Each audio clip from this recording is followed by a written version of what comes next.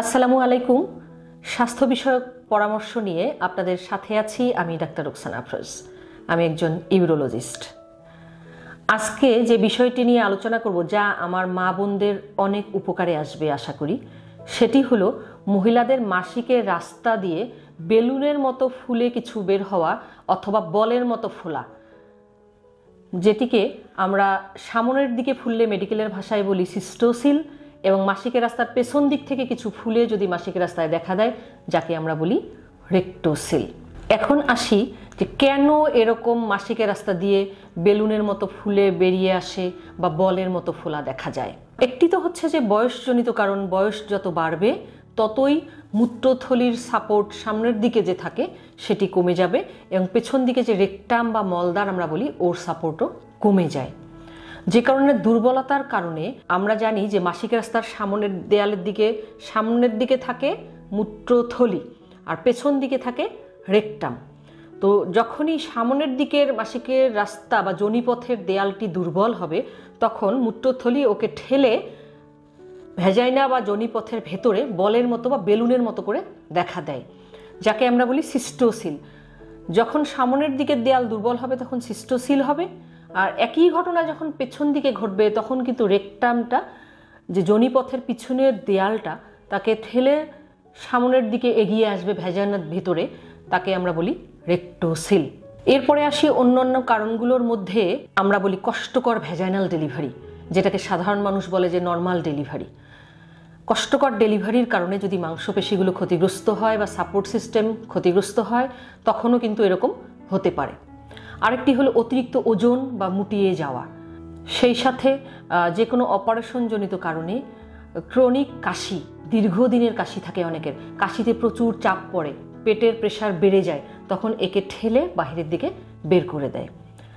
আরেকটি হলো কনস্টিপেশন বা পায়খানা শক্ত হওয়া, ভারী ওজন তোলা, ভারী ওজনের কাজ করা সবসময়, তাতে প্রেশার বেড়ে যাওয়ার কারণে এই অর্গানগুলো মাসিকের রাস্তাকে ঠেলে বেরিয়ে আসার চেষ্টা করে। এখন প্রশ্ন হলো যে এই সমস্যা হলে আমি কি করব?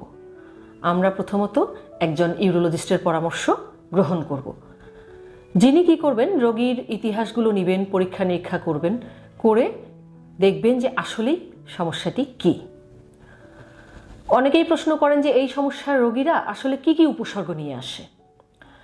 নাম্বার 1 হলো যে প্রথমত তো আমি বলেইছি, বেলুনের মতো মাসিকের রাস্তা দিয়ে ফুলবে, সেটি বলের মতো বলে অনেকে, অনেকে বলে বেলুনের মতো।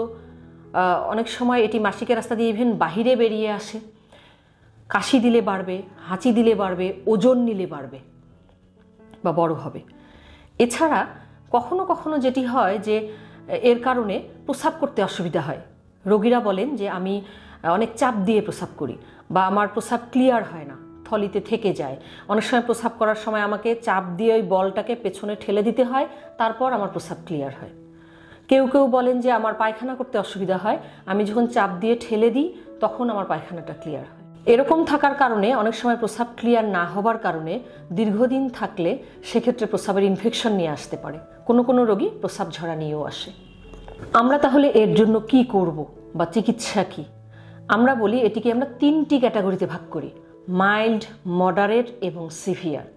যদি মাইল্ড ফর্মে হয় তার মানে হচ্ছে অল্প ফোলা, মূত্রথলি অল্প বেরিয়ে আসে যোনিপথে বা অল্প ফোলা দেখা যায়, সেক্ষেত্রে কিন্তু আমরা বলি যে আপনি অপারেশন নয়, কিছু নিয়মকানুন মানুন।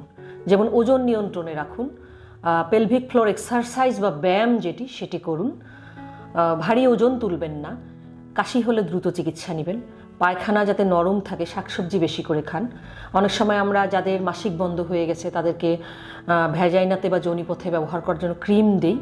খুবই মরিবান রোগী যদি হয়, যার একদমই খুবই খারাপ অবস্থা বা ফিটনেস নেই, তাদের ক্ষেত্রে অনেক সময় আমরা বলি প্রেসারিও ব্যবহার করতে পারেন।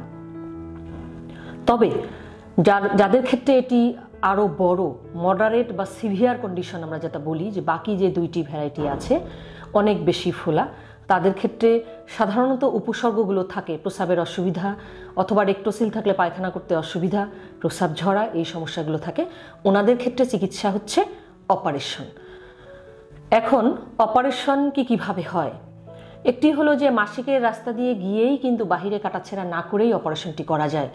যদি সিস্টোসিল যাকে আমরা বলি, যে মাসিকের রাস্তার বা যোনিপথের সামনের দেয়াল দুর্বল হয়, তাহলে এই অপারেশনের নাম হচ্ছে এন্টেরিয়র কল্পোর্যাফি।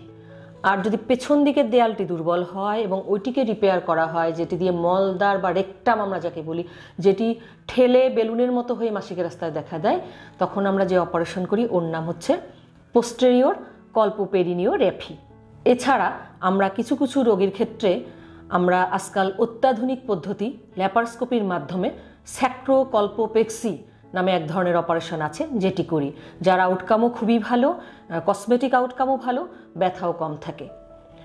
তাই এরকম বেলুনের মতো বা বলের মতো যদি মাসিকের রাস্তা দিয়ে বেরিয়ে আসে, আমার মা বোনেরা অনেক সময় লজ্জায় পড়ে পুরুষ চিকিৎসকের কাছে যেতেই চান না এবং আজীবন এটা নিয়ে ভুগতে থাকেন। এদিকে হয়তো প্রস্রাব ঝরছে, প্রস্রাব ক্লিয়ার হচ্ছে না, ইনফেকশন হচ্ছে। আপনাদের জন্য আশার বাণী হলো যে আপনি এখন মহিলা ইউরোলজিস্ট অ্যাভেলেবল আছেন দেশে, আপনারা তাদের শরণাপন্ন হন, সঠিক চিকিৎসা নিন, এটি থেকে মুক্ত থাকুন, ভালো থাকুন। ধন্যবাদ সকলকে। নিয়মিত স্বাস্থ্য বিষয়ক পরামর্শ পেতে আমাদের চ্যানেলটি সাবস্ক্রাইব করুন এবং বেশি বেশি লাইক ও শেয়ারের মাধ্যমে সবাইকে আমাদের সাথে সংযুক্ত হওয়ার সুযোগ করে দিন।